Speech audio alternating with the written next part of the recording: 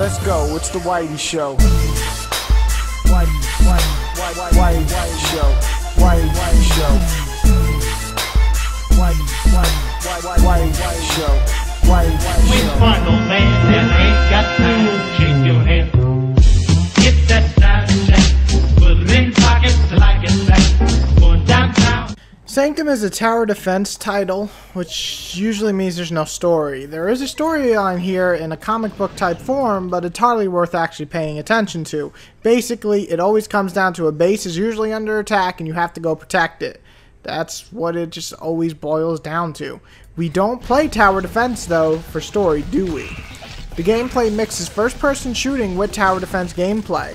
What's tower defense, you ask? It's when you place machines down, or forts, or monsters, or so on, depending on the game, and protecting a base. It sounds simple enough. However, it gets a bit tricky as monsters come from multiple spots, or you'll have to protect multiple bases, or you have to do everything at once. So does Sanctum 2 mix first-person shooting and tower defense well enough? We're about to find out. Wait for no man that ain't got time, shake your head. Get that side check, put it in pockets like it's back. Going downtown. First off, for fans of leveling up and unlocking stuff, there's a lot of different things in this game, especially for building different towers and having own secondary weapons and so on. You're going to get it here. Each time you level up, you'll unlock a tower, a perk, or a weapon, sometimes multiple things on single level ups. So if you're into collecting a ton of stuff and taking a little bit or a little while to get to a certain level, it's going to be in this title.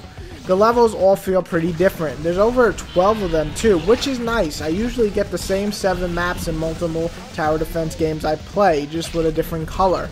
This title gives you quite a bit of different types of weapons, such as there's waterfalls, there's flaming like pits of hell, there's sniper towers on some. It's just all different ones, and they do it really well. There are definitely advantages to your game style on each level, so if you like sniping, there's certain levels you're really good at, whereas another ones you have to get up close and personal with a shotgun. The fact is, this is a co-op game though. Everyone loves a good co-op title. You grab your buddy and play some video games. That's the point of playing co-op. Yeah, anyway. And you could do that in this title. The only really negative thing I can think of, and I don't really want to cover it much just because it's not a big thing, is that you building a tower where your friends are building a base, only one of you can pick up the loot from the items of either building blocks or money, which kind of sucks because that leaves the other 3 guys just waiting around till he builds or she builds the base. So that kind of sucks. But it's just one little negative thing. I'm not even going to put it in the negative section. Let's move on.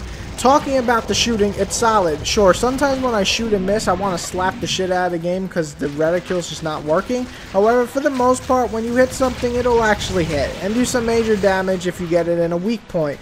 The different gunplay styles for each character give you plenty of spice, and you can choose your gaming style from shotguns, machine guns, and big-ass flaming guns. The bosses in this game are more annoying than fun. I know. I had to get to this. I had to talk about it bad, and this is it. I know a point of tower defense is they get stronger. However, it defeats the purpose of throwing a boss with a ton shit of HP that also can break through your entire goddamn defense by just stomping and breaking everything. It makes single player harder than it actually should be.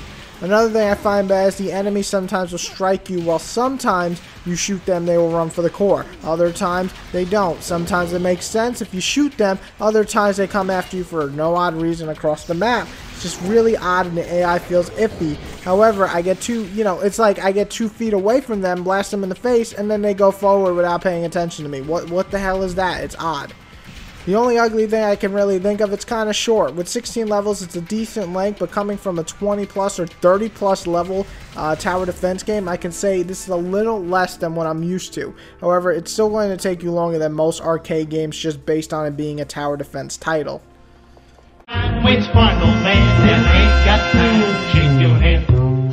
Get that side check, put it in pockets like it's back. Going downtown. Pleasantly surprised with this title. It wasn't the greatest tower defense game I played.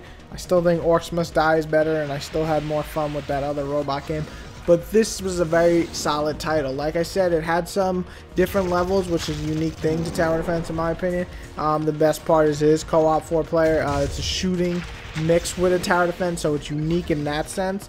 Is it perfect? No. They could have fixed some certain little things, but as it stands, if you're looking for a really solid tower defense tile, this game is just a must-buy. For someone like me who loves tower defense games, it's a must-buy. Usually they're either really good or really bad, and this is not really good, but it's good enough where I'm saying, hey, you like tower defense, buy. Everybody else who doesn't like tower defense, this isn't going to change your mind. You have a better chance of picking up Orcs Must Die and enjoying that.